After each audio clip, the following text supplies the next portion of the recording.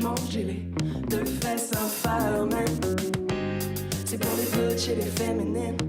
Tous mes potes trans, c'est les gold stars. Scorpio, ascendant, Gemini, veste un peu c'est démené. Moi j'ai flashé co-star. C'est pour les pauvres et les démunis. Moi mon market, c'est la grosse passe. Dépendante, y'a mon nom, c'est Julie, a.k.a. Calamine, ben à côté au bord. Bonjour et bienvenue dans À l'affiche 100% musique. Cette semaine, nous avons le plaisir d'accueillir une des révélations du hip-hop québécois qui, à travers son album Bulletproof, défend les valeurs féministes, queer et anticapitalistes. Elle pose son flow sur des beats R&B et des mélodies jazz où elle dépeint avec humour des petites scènes du quotidien. Julie Gagnon, a.k.a. Calamine, merci beaucoup d'être sur le plateau de France 24. C'est un grand plaisir, merci de me recevoir. Absolument, ravie de vous avoir. Première question, votre nom de scène, Calamine, ça vient d'où? C'est la question. Je sais pas si vous connaissez, vous allez avoir le référent là, en France, mais c'est un truc, c'est une genre de lotion en fait, la calamine, mais c'est un peu un truc de grand-mère là. Je sais pas exactement à quoi ça sert, là, mais c'est comme un truc pour les démangeaisons, puis ça date de, il y a des années là, j'avais un autre projet musical, puis à l'époque, tu sais, j'avais beaucoup, ben j'en ai toujours là, mais j'avais de l'eczéma, puis j'avais essayé tous les remèdes un peu de grand-mère, puis j'étais rendue au point d'essayer de me badigeonner de calamine avant d'aller me coucher ce soir, mais je vous confirme, ça fonctionne pas du tout. Mais c'était comme un peu une métaphore de la petite lotion pour, tu sais, les irritations, tu sais, une espèce de métaphore du militantisme, peut-être. Donc vous êtes là pour apaiser les irritations un petit peu, mais vous marchez un peu mieux quand même que Calamine le produit. Alors là, ma question est, vous êtes quand même là en France avec tout un contingent d'artistes québécois pour représenter le pays. Vous allez jouer cette semaine à Paris et puis vous allez vous rendre aussi du côté de Rennes pour les bars en trans qui a lieu en parallèle au festival Les Trans Musicales de Rennes. Ça vous fait quoi d'être ici? C'est franchement un énorme honneur pour moi. Je suis tellement honorée de pouvoir être ici. Puis aussi, je trouve ça intéressant de voir comment la perspective militante se transpose dans un autre contexte politique et culturel. Pour moi, c'est vraiment intéressant. La dernière fois qu'on était venus, on avait joué plus... C'était un show vitrine, donc on n'avait pas nécessairement de public. Mais j'ai très, très hâte de voir la réaction. Aussi, ben, évidemment, peut-être mon accent, vu que c'est du rap, ça va très vite. Donc, je sais pas exactement à quel point tout va être audible et compréhensible, mais j'ai hâte de voir la réaction puis comment ça voyage un peu, là, mes préoccupations, là, si je peux dire. En plus, c'est intéressant parce que la France a pendant longtemps été le deuxième exportateur mondial de hip-hop derrière les États-Unis. Donc, c'est en langue francophone. Et là, vous avez une scène au Québec hip-hop assez émergente. Vous pouvez me décrire un petit peu ça? Mais ouais, franchement, c'est ça. C'est quand même intéressant là, d'arriver sur une aussi grosse scène francophone. Le Québec, c'est quand même petit au sein du Canada. C'est une petite francophonie comparativement à la France. Là. Fait que pour moi, c'est vraiment intéressant de voir comment on peut s'intégrer au sein de cette scène-là. C'est quand même assez différent. En même temps, c'est parmi nos influences aussi. Moi, je navigue un peu là-dedans dans le sens où je baigne beaucoup dans le hip-hop américain. C'est assez près. C'est des sonorités qui m'intéressent. Mais reste que le texte, c'est la base. Donc, évidemment, je m'inspire beaucoup aussi d'artistes français et françaises. Et justement, en tant qu'artiste queer, vous vous situez où sur cette scène hip-hop francophone? Dans quel sens? Par rapport à la France ou par rapport au Québec? Au Québec, pour commencer. Ben, je me situe comme... une des rares. Je sais pas, je me situe un peu au milieu, dans le sens... je suis beaucoup d'artistes de par le monde, de rappeurs, rappeuses queer, mais c'est des phénomènes relativement émergents. Donc, même des artistes qui m'inspirent beaucoup sont encore peu connus, peu suivis. Donc, je pense qu'il y a un mouvement qui est en train de se passer, puis c'est dur de dire, il n'y a pas encore une scène hip-hop queer à proprement parler, mais c'est intéressant de voir ça émerger.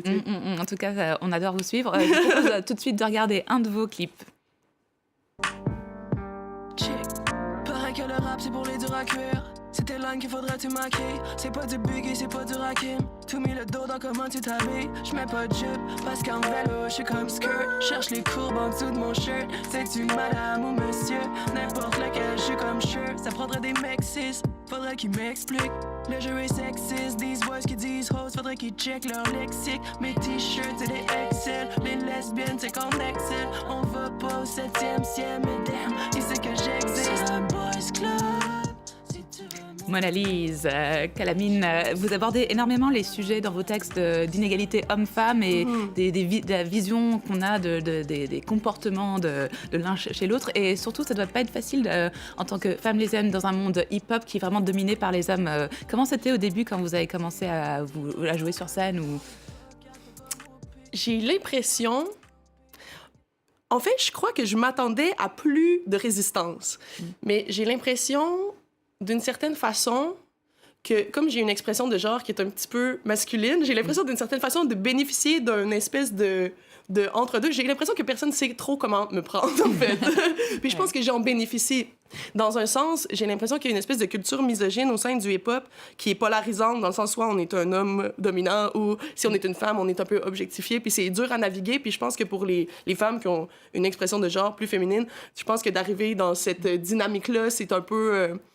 Tu sais, c'est un peu... Il y a une certaine hostilité d'un certain sens. Il faut comme se positionner en porte-à-faux avec cette dynamique. Tandis que moi, j'ai l'impression que j'incarne pas aucun de ces pôles-là. Donc, je pense que j'ai pu un peu, comme gentiment, m'infiltrer comme ça sans qu'on sache trop quoi faire de moi. Franchement, j'ai pas eu énormément de résistance malgré que j'ai un discours assez, assez fort sur les questions de genre. Donc, pour l'instant... tout va bien. Et vous avez justement une chanson qui s'appelle Hochla Girl. Oui. On fait souvent référence à vous dans la presse québécoise en tant que Hochla Girl. C'est quoi une Hochla Girl? En fait, c'est ça. Moi, je suis arrivée à Montréal. Moi, je viens de la ville de Québec, qui est tout près. J'ai emménagé dans la métropole à Montréal, dans le petit quartier Hochelaga, qui est comme un quartier un peu... style petit quartier ouvrier, un peu... c'est un quartier, comment dire, qui a beaucoup de services...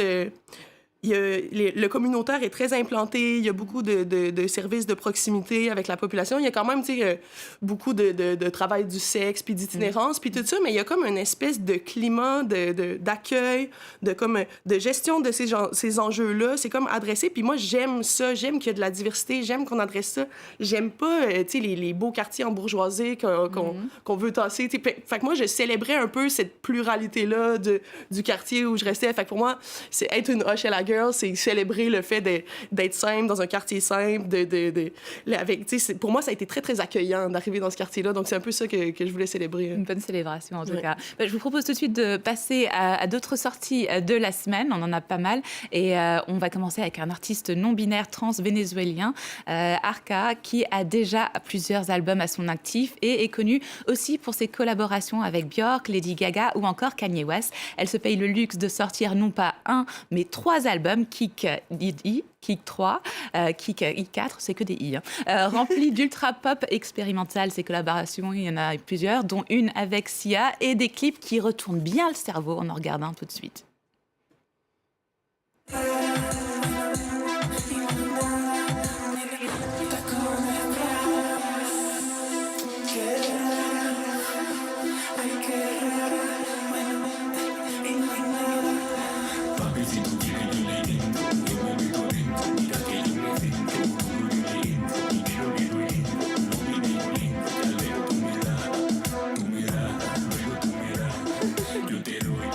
Incroyable clip d'Arca à l'instant sur France 24. Alors, Kalamine, vous pensez quoi d'artistes comme Arca? Vous en côtoyez pas mal ou pas du tout? Franchement, j'avoue que c'est ma rencontre de cet artiste. Je célèbre franchement l'émergence d'artistes qui célèbrent leur queerness puis qui vont complètement se déjouer des codes du genre et tout ça. Mais je trouve qu'on arrive, il y a un beau... c'est une belle époque, je pense, qui arrive, là, ça brasse. Et vous avez souvent dit que vous ne faisiez pas de la musique pour ceux qui sont d'emblée d'accord avec vous. Est-ce que vous avez réussi à toucher un public qui n'était pas forcément, évidemment, le vôtre? Absolument. Ça fait 1 an environ qu'on a sorti l'album. Ça fait que c'était la première année qu'on tournait un peu. Fait que c'était ma première rencontre avec le public. Puis, tu sais, la première année, on fait souvent des premières parties d'autres groupes, puis souvent des groupes d'hommes, là, tu sais. Fait que moi, je savais pas, là, je savais que j'allais vers des publics qui étaient pas nécessairement venus pour me voir. Puis, franchement, j'étais un peu nerveuse, tu sais. Je me disais, avec mes gros textes féministes, c'est quelqu'un qui va me lancer une bière ou quelque chose. Puis, j'ai été tellement surprise agréablement, puis même, tu sais, j'ai ravalé un peu mes inquiétudes. Je me suis dit, c'est des préjugés que j'ai, mais tu sais, souvent, il y a des spectacles, tu sais, avec, tu sais, des gros gars barbus en avant, tu sais, que je me disais, c'est sûr qu'ils sont pas venus me voir, puis je me disais, qu'est-ce qu'ils vont penser? Puis finalement, après 2 chansons, ils sont là, puis ils connaissent les paroles, tu sais, puis je suis comme, OK, dans le fond, finalement, je m'adresse à plein de gens, puis le milieu du hip-hop m'a accueilli, tu sais, au Québec, puis le public du hip-hop m'a accueilli vraiment, même avec mes propos féministes, tu sais, même les personnes qui n'étaient pas d'emblée des grands féministes ont vraiment, tu sais, je pense, accueilli ma plume puis mon approche au sein du hip-hop quasiment malgré, tu sais, mon message féministe, dans le sens, il adhère à mon message, mais je pense que je suis rentrée d'une certaine manière plus avec ma plume, tu sais, à d'autres niveaux, là. Non, c'est très bien, en tout cas, c'est très prometteur. On part maintenant retrouver une artiste burkinabé qui, elle aussi, est engagée pour l'égalité homme-femme. Elle a fait partie des Amazones d'Afrique, a travaillé avec Manu Dibango ou encore Oumou Sangaré. Candy Guira vient de sortir un excellent nouvel album intitulé Naktaba, dans lequel elle mélange pop et rythme traditionnel de l'Afrique de l'Ouest. Ce nouveau disque est un appel à la fraternité, en plus de l'égalité des sexes.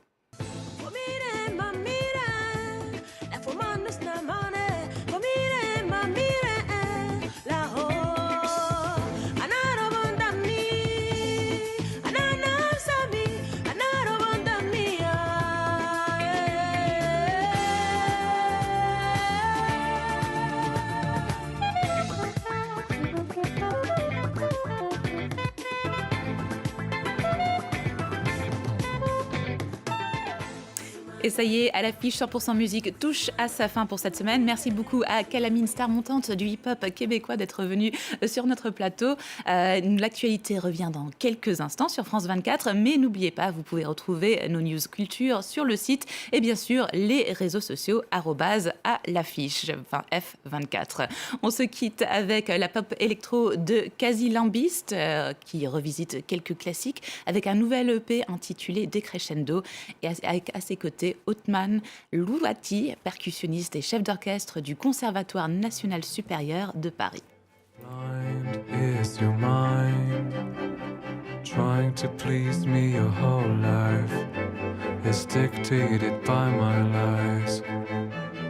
Wise to your eyes, blind is your mind, trying to please me your whole life is dictated by my lies.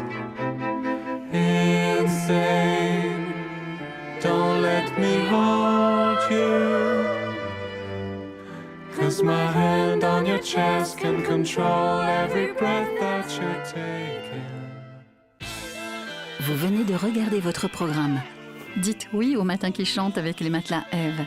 Ève, la vie en jaune.